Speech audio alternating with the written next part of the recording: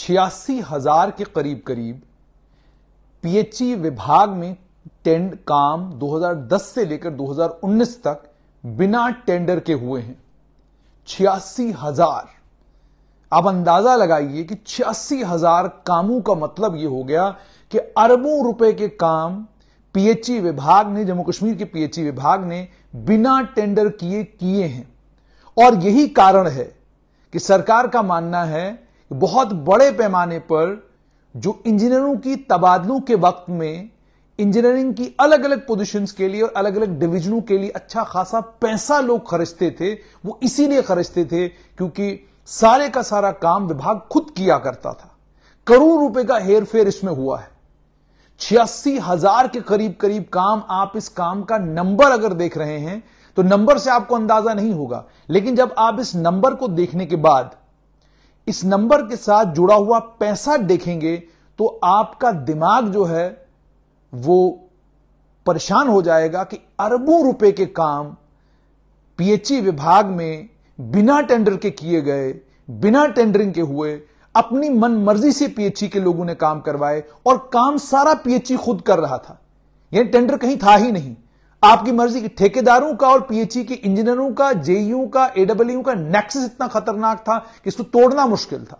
2020 में जब यह कहा गया कि बिना टेंडर के काम नहीं होगा, एक 1.5 साल तक काम नहीं हुआ पीएचई विभाग में। क्यों? क्योंकि सब जानते थे कि टेंडरिंग से सारे का सारा काम हमारे हाथ से निकल जाएगा और काम चला जाएगा टेंडर होने के बाद उसके पास जिसको टेंडर मिलेगा।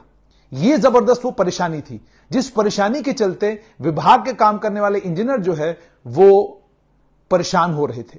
और यह भी सरकार को इस बात की भी सूचना मिली है कि कोई 8 से 9 डिवीजनें ऐसी हैं जिन डिवीजनों में पोस्टिंग के लिए इंजीनियर लाखों रुपया खर्चते थे।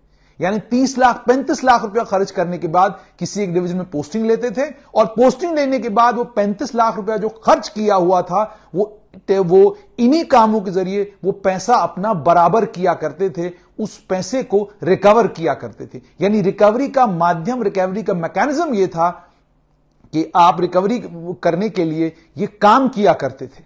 ये सारी चीजें सरकार के नॉलेज में आई हैं और इसको लेकर सरकार ने इसको इतनी गंभीरता के साथ लिया है कि अब टेंडर के बगैर कोई काम होगा नहीं और जो टेंडर के ऊपर काम करेगा नहीं उसके खिलाफ सख्त कानूनी कार्रवाई होगी। सिर्फ इतना ही नहीं, कई इंजीनियरों को लेकर उनकी पूरी डिटेल्स कलेक्ट की जा रही हैं कि उनके पास प्रॉपर्टी कितनी है, उनने मकान कितने बनाए हैं, गाड़ियां उनके पास कितनी हैं, कहां रहते हैं, किस डिवीजन में कितनी देर काम किया है, उस डिवीजन में कितने काम किए हैं। इन सब चीजों का भी लेखा जोखा तैयार किया जा रहा है। लेकिन सरकार यह कह रही है कि 86,000 काम करने का मतलब केवल 1-2 इंजीनियर नहीं, बहुत बड़ा इंजीनियरिंग का एक सेटअप है जो इस सारे में इन्वॉल्व था। और उन्होंने यह भी कहा कि काम जो हुआ है वो भी ऐसा हुआ है कि अगर उस काम की अच्छे तरीके से उस काम का ऑडिट करवाया जाए तो कई इंजीनियरों के खिलाफ सख्त किस्म की कार्रवाइयां होंगी, कई सस्पेंड होंगे और कई औरों को हो सकता है कारागार भी झेलना पड़े। सरकार इस पूरे नेक्सस को तोड़ने में लगी हुई है। सरकार को यह भी पता चला है कि जब भी विभाग के अंदर ट्रांसफरें होती तो कुछ एक इंजीनियर सक्रिय हुआ करते थे इन ट्रांसफरों को लेकर कि कहां किसकी ट्रांसफर करवानी है, कहां किसकी पोस्टिंग करवानी है।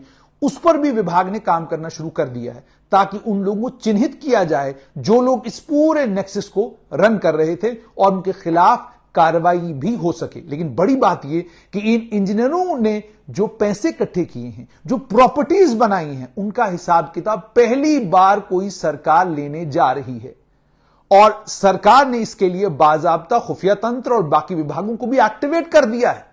फौरन पता करिए और ताकि इन लोगों के ऊपर नकेल कसी जा सके और इनसे ये पूछा जा सके कि ये जो अरबों रुपया सरकारी संपत्ति जो आपको दी गई थी, जिससे आप एक्सपेक्टेड ये था कि आप लोग काम करेंगे और काम करके आप जम्मू कश्मीर के लोगों का भला करेंगे, आपने उसका किया क्या? ये सब कुछ होने जा रहा है सरकार ने। और ये मैं जैसे आपको बता रहा हूं कि 86,000 कामों की बाजाब्ता रिपोर्ट, और सिर्फ इतना ही नहीं, कई अन्य रिपोर्टें हैं जिन रिपोर्टों की बिना पर सरकार ने यह कंक्लूड किया है कि पीएचई विभाग में बहुत बड़े पैमाने पर धांधलियां और पीएचई विभाग में इसीलिए ट्रांसफर पोस्टिंग में लाखों रुपया इधर से उधर होता था।